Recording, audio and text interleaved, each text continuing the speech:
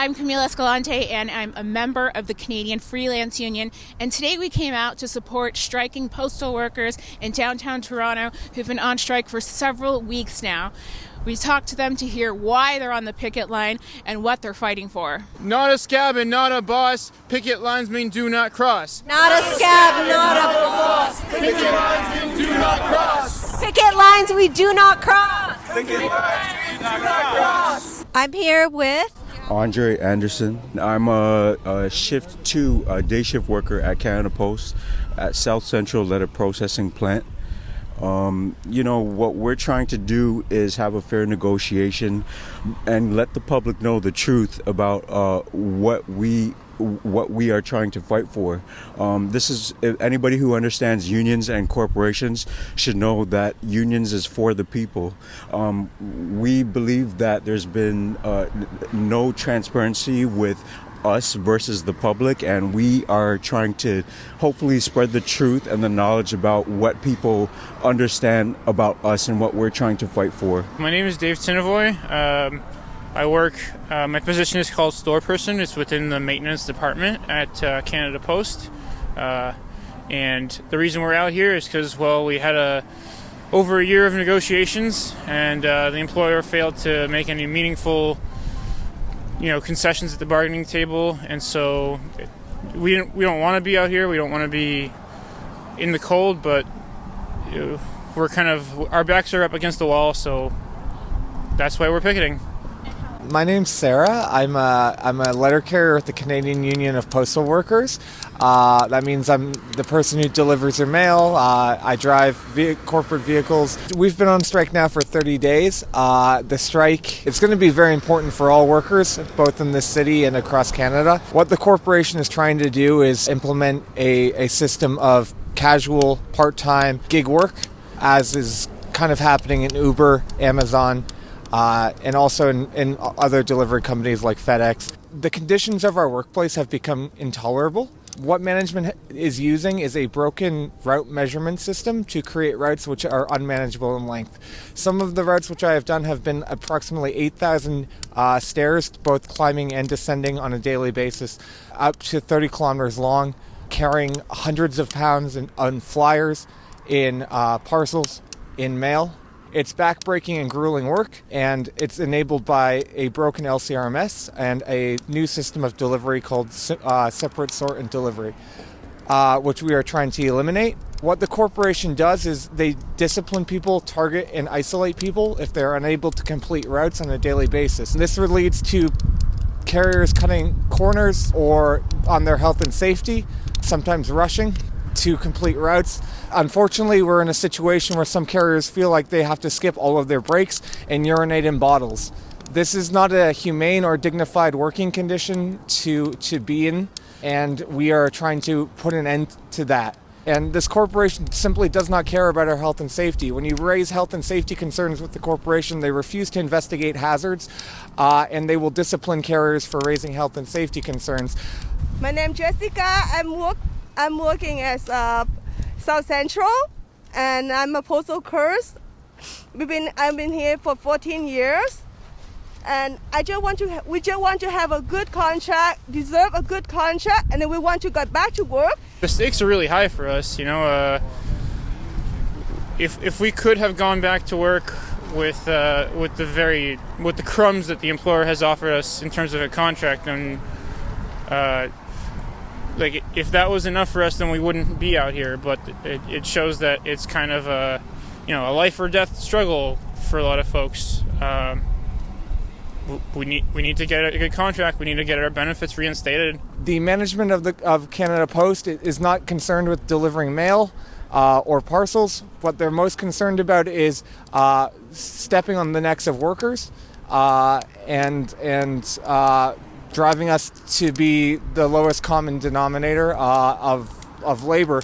They want all workers in this country to essentially be piece workers with no pension, no benefits, and truly no health and safety. We're standing firm on our demands that health and safety be respected, that our workloads be manageable, and that our wages should pay enough money to allow us to live in a single-bedroom apartment or anywhere really in this city. Most letter carriers or most Canada Post workers represented by CUPW make somewhere in the realm of $35,000 annually. This is because Canada Post has like a giant part-time and casual workforce without guaranteed work hours.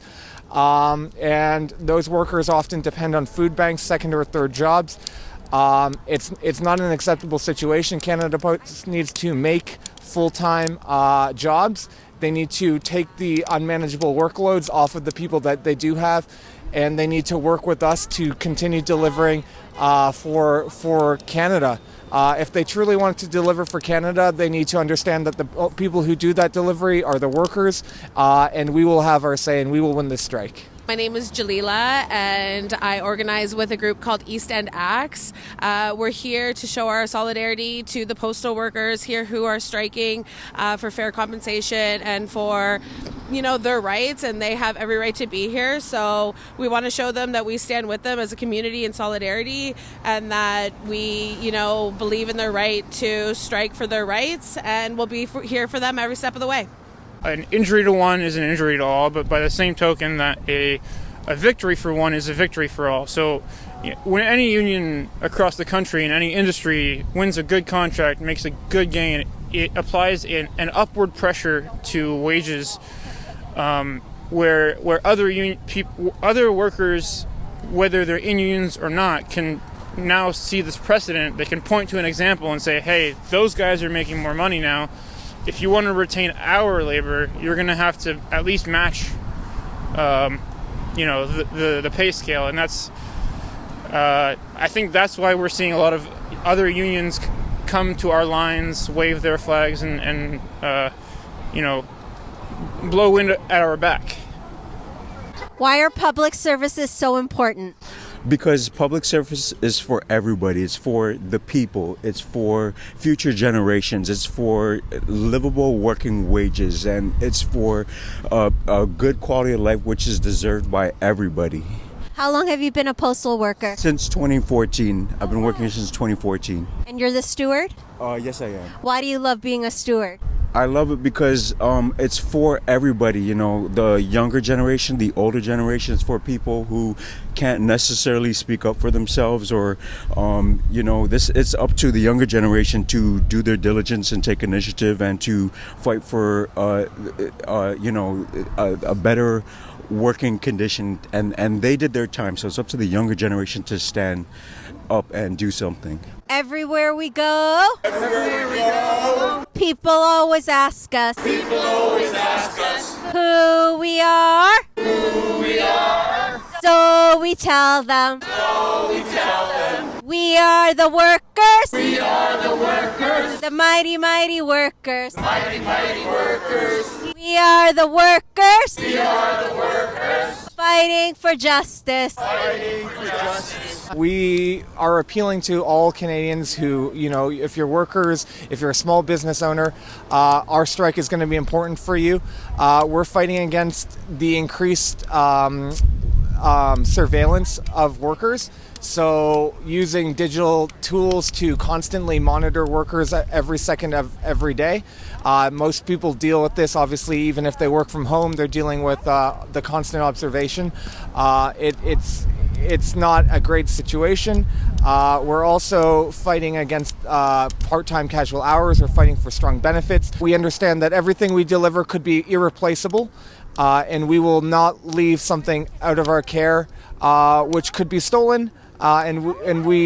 That's the sort of service we want to provide to Canadians, every single Canadian. And the only thing that is capable of doing that is a public service. And Canada Post is a public service. If we can spend $1 billion on the police force a year in Toronto alone, I don't understand why it is a shock that sometimes you have to spend a little bit of money to deliver an essential public service.